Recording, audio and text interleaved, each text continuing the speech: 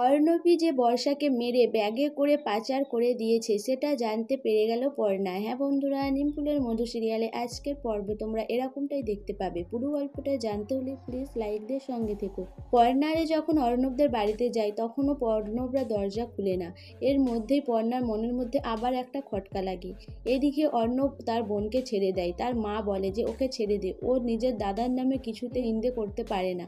এরপর অর্ণবের বোনকে ছেড়ে দেয়। পর্ণা এসে অর্ণবকে অনেক কিছু জিজ্ঞাসা করে, কিন্তু অর্ণব বলে যে তোমরা যদি এইভাবে আমাকে জেরা করতে থাকো তাহলে তো আমার নিজেরও খারাপ লাগবে। আমার তো নিজের মনে হবে যে আমি এইসবের জন্য নিজেই দায়ী। তখন পর্ণা বলে যে না, আমি তোমাকে দোষ দিতে চাইনি, কিন্তু তোমার বাড়ি থেকেই তো বর্ষা নিখোঁজ হয়ে গেছে, সেই জন্যই তোমাকে বারবার জিজ্ঞাসা করছি। অর্ণব বলে সত্যি বলছি, আমরা কিছুই জানি না। এরপরে অর্ণবের বোন পর্ণাদের কাছে যেতে গিয়ে অর্ণবের বোনের হাত থেকে শরবতের ওই গ্লাসগুলো পড়ে যায়। অর্ণবের মা অনেক করে বকাবকি করে অর্ণবের বোনকে। অর্ণবের বোন তাড়াতাড়ি ওগুলো পরিষ্কার করে দেয়, দিয়ে বাইরে সেগুলো ফেলতে যায়। এরপরে পর্ণারে বলে যে আমরা তাহলে আসি। এরপর পর্ণা যখন নিজের জুতোগুলো পরে তার ভেতরে কিছু আছে তার মনে হয়। পর্ণা হাতে জুতোটা তুলে দেখে, এরপর সবার মুখের দিকে তাকায়। এরপর পর্ণা ওখান থেকে চলে আসে। পর্ণা বলে যে সৃজন দাঁড়াও।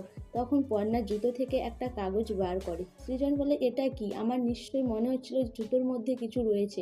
এটা কি পর্ণা? তারপরে পর্ণা সেটা খুলে দেখে যে অর্ণবের বোন তাতে কিছু লিখে দিয়েছে। সেটা দেখে পর্ণা তো অবাক হয়ে যায়। পর্ণা বলে আমার ঠিক সন্দেহ হয়েছিল ওই অর্ণব সব কিছুই জানে, আর নিজের বোন কখনো মিথ্যে কথা লিখবে নাকি।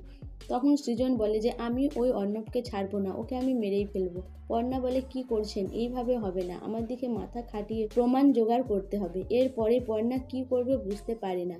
তারপরেই পর্ণা একটা সিসি ক্যামেরা দেখতে পায়। সেটা দেখে পর্ণার মাথায় একটা আইডিয়া আসে। এদিকে বাড়ির সবাই চিন্তা করতে থাকে বর্ষার জন্য। বাড়ির সবাই কান্নাকাটি করে। পর্ণা চয়নকে ফোন করে ডাকে ওই অর্ণবদের বাড়ির সামনে। তারপরে চয়ন ওখান থেকে চলে আসে, এসে একটা সিসি ক্যামেরার ফুটেজ বার করে। সেটা নিয়ে বাড়িতে চলে আসে। বাড়িতে এসে সেই ফুটেজটা চালিয়ে দেখে। কৃষ্ণা অনেক কান্নাকাটি করে। এরপর পর্ণা বলে যে এখান থেকে তো কোনোভাবেই বর্ষাকে দেখা গেল না, বর্ষা তো ঘরের ভিতরে ঢুকেওনি আর বেরোয়নি, কিন্তু এখানে অর্ণব বেরিয়েছে। অর্ণব এইভাবে লাগেজটা বার করছে কেন? ও তো দেখছি লাগেজটা খুব কষ্ট করে বার করছে, আর দেখছি ঢুকার সময় তো ওই লাগেজটা হালকা মনে হচ্ছে, ও তো সহজেই ঢুকিয়ে নিল। এরপর পর্ণার মনের মধ্যে খটকা হয়।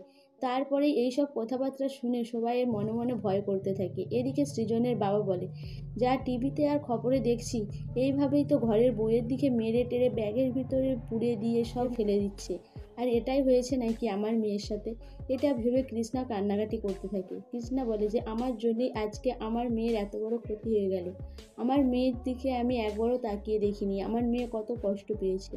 এরপর পর্ণা বলে যে আমি তো এই ভয়টাই পাচ্ছিলাম, এবার আমরা কি করব। তখনই সৃজন বলে এক্ষুনি আমি গিয়ে ওই অর্ণবকে মারবো, আর মেরে ওর পেট থেকে সত্যি কথা বার করবো। পর্ণা বলে যে না, এইভাবে হবে না, আমার দিকে সব কিছু ভেবে চিন্তে করতে হবে। সো বন্ধুরা, পর্ণা যে এই ভিডিও ফুটেজটাতে অর্ণবকে যেভাবে দেখলো, এরপরই কি পর্ণা গিয়ে অর্ণবকে চার্জ করে সব কথা জানতে পারবে, না পর্ণা আরও অন্য কিছু ফোন দিয়ে আঁটবে? তোমাদের কি মনে হয় অবশ্যই আমাকে কমেন্ট করে জানাবে। আর আমার ভিডিওটা ভালো লাগলে প্লিজ সাবস্ক্রাইব করে দিও, আর লাইক কমেন্ট শেয়ার করো।